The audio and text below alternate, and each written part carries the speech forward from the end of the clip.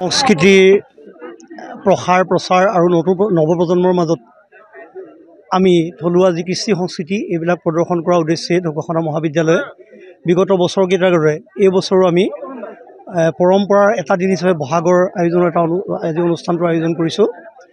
আৰু আজি এই অনুষ্ঠানটোত বিশেষকৈ আমি এটা যিটো আমি সম্বৰ্ধনা অনুষ্ঠান ৰাখিছোঁ, তাত আপোনালোকক জনাবলৈ পাই অতি সুখী হৈছোঁ যে আমি এটা ব্যতিক্ৰমী এটা চিন্তা চৰ্চাৰ এটা কাম কৰিছোঁ যে আমাৰ ইয়াতে বিশেষকৈ ঢোল খোল ইত্যাদি এনেকুৱা আমাৰ যি লোকবাদ্যৰ এগৰাকী শিল্পী আছে ঢকুৱাখানাত, তিনিটা তেখেতলোকে জেনেৰেশ্যন ধৰি তিনিটা পুৰুষ ধৰি তেখেতসকলে সেই একেটা কৰ্মতে তেখেতলোক কৰি আছে। লোকবাদ্য নিৰ্মাণত ব্ৰতী হৈ আছে তেওঁলোক। আমি তেখেতক আমি ঢকুৱাখানাত বিশেষভাৱে সম্বৰ্ধনা জনাব বিচাৰিছোঁ। আৰু এজন আমাৰ মাজত আছে, তেখেত আমাৰ গুমৰাগৰ বিশেষকৈ আমাৰ লোক শিল্পী, তেখেত আমাৰ খৰ্গেশ্বৰ দলে, আমি তেখেতকো আমি সম্বৰ্ধনা জনাম।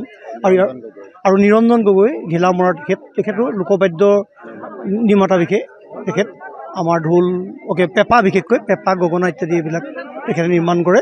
আৰু তাৰ পাছতে আলোচনা চক্ৰ এটা আমি অনুষ্ঠান আয়োজন কৰিছোঁ। আৰু ইয়াৰ প্ৰদৰ্শনী দেখিছে আপোনালোকে, বিভিন্ন আমাৰ থলুৱা খাদ্য সম্ভাৰে আমাৰ ছাত্ৰ ছাত্ৰীসকলে প্ৰদৰ্শনীবিলাক ইয়াতে প্ৰদৰ্শিত কৰিছে বা বিপণীও হৈছে। ইয়াতে আমি ল'বও পাৰিছোঁ দুই এপদ, এইখিনি আমাৰ ব্যৱস্থা কৰিছোঁ। মহাবিদ্যালয়ে বৌদ্ধিক নেতৃত্বদায়ী অনুষ্ঠান হিচাপে যোৱা কেইবাবছৰো ধৰি আমি বহাগক আদৰাৰ এটা আয়োজন, পৰম্পৰাৰ এটা দিন।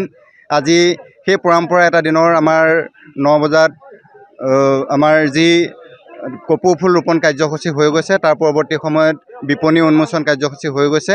আৰু আপোনালোকে লক্ষ্য কৰিছে যে জাতি এটা আগবাঢ়ি যাবলৈ হ'লে আমি অৰ্থনৈতিক বুনিয়াদটো শক্তিশালী কৰিব লাগিব। আমাৰ কৃষ্টি সংস্কৃতি প্ৰজন্মৰ পৰা প্ৰজন্মলৈ আমি আগবঢ়াই লৈ যাব লাগিব।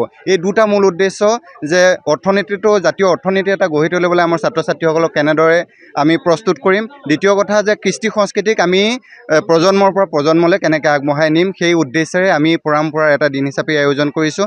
আমাৰ ছাত্ৰ ছাত্ৰীসকলৰ মাজত বিভিন্ন ধৰণৰ জনজাতীয় নৃত্য, বিহু, গুমৰাগ, টকা বিহু, বিভিন্ন ধৰণৰ বিহুৰ আজি প্ৰতিযোগিতা আছে, স্বতঃস্ফূৰ্ত আয়োজন আছে।